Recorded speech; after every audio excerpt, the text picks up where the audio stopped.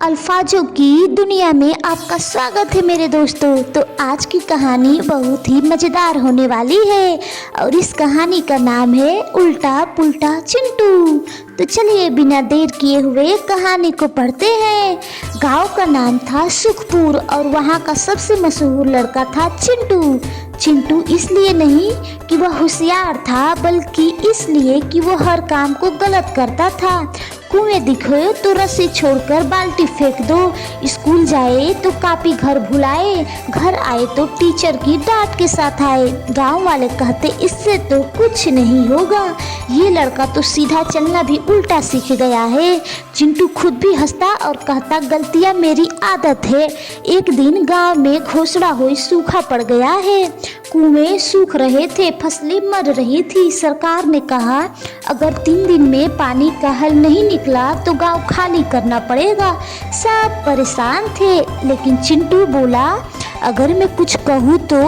उसकी बातें सुनकर सब हंसने लगे और कहने लगे अरे हट, तू तो बाल्टी भी उल्टी पकड़ता है। लेकिन चिंटू चुपचाप रात को खेतों में घूमता रहा। तीसरे दिन वो पंचायत में पहुंचा और बोला कुएं मत खोदो, पानी को उल्टा ढूंढो। सब जोर से हंसने लगे। पानी उल्टा भी मिलता है क्या? चिंटू ने कहा जहाँ मिट्टी ठंडी हो, जहाँ घास अपने आप उगे, वहाँ पानी छुपा है। गांव वालों ने मजाक में उसकी बातें मान ली और जैसे ही खुदाई हुई जोरदार पानी फूट पड़ा। पूरा गांव सन्न। वही लोग जो कहते थे इससे तो कुछ नहीं होगा, आज कह रहे थे तू तो कमाल है चिंटू। चिंटू मुस्कुराया और बोला मैं हर काम उल्टा करता हूँ, क्योंकि सीधा रास्ता तो सब देख लेते हैं मगर उल्टा रास्ता कोई नहीं देख पाता। उस दिन के बाद से गांव में एक कहावत चल पड़ी, अगर कोई हंसी के पात्र बने तो समझ लेना उसमें कुछ खास जरूर छिपा हुआ है। अब चिंटू गांव का हीरो बन चुका था, लेकिन उसकी आदतें वो तो अभी भी वैसे ही है।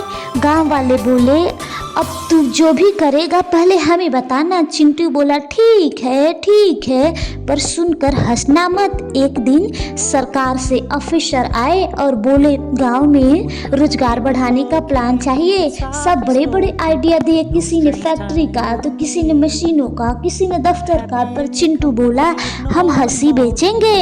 अफसर चौंक गए, हंसी? गांव वाले फुसफुसाए, फिर से शुरू हो गए ये तो।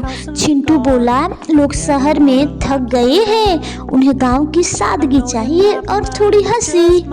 उसने गांव में हंसी मेला शुरू करवाया, उसमें जिसमें बुढ़े किस्से सुनाते, बच्चे नाटक करते और चिंटू खुद अपनी गलतियों पर स्टेज शो करता। देखते ही देखते वीडियो वायरल हो गया, शहरों से लोग आने लगे, चाय होटल हस्तकला सब चल पड़ा।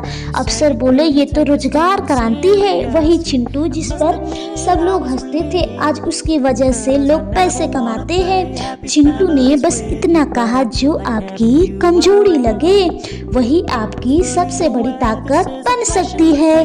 तो चलिए एक और नई कहानी पर चलते हैं जिसका नाम है भुलक्कड़ बाबू का कमाल। शहर में एक आदमी रहता था जिसका नाम था रघु बाबू।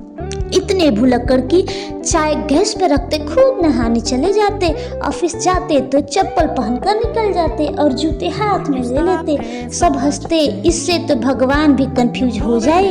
एक दिन बैंकों में नौकरी मिली, सब बोले अब तो बैंक डूबेगा। पहले ही दिन रघु बाबू ने गलती से 2 खातों के नंबर बदल दिए। बॉस गुस्से में आपको पता है ये कितना बड़ा अपराध है? लेकिन जब जांच हुई तो पता चला जिन खातों में गड़बड़ हुई थी वह फर्जी अकाउंट थे। पूरा घोटाला पकड़ा गया, रघु बाबू का प्रमोशन हो गया। बॉस ने पूछा आपने जानबूझकर किया ना? रघु बाबू बोले नहीं साहब, मैं तो रोज की तरह भूल गया था। आज वही आदमी फ्रॉड डिपार्टमेंट का हेड है और ऑफिस में एक बोर्ड लगा है, कभी कभी भूल ही सच याद दिला देती है। तो आप बताइए आपकी ये कहानी कैसी लगी? चलिए तो इसके बाद हम लोग मिलते हैं नेक्स्ट पार्ट में। Bye bye.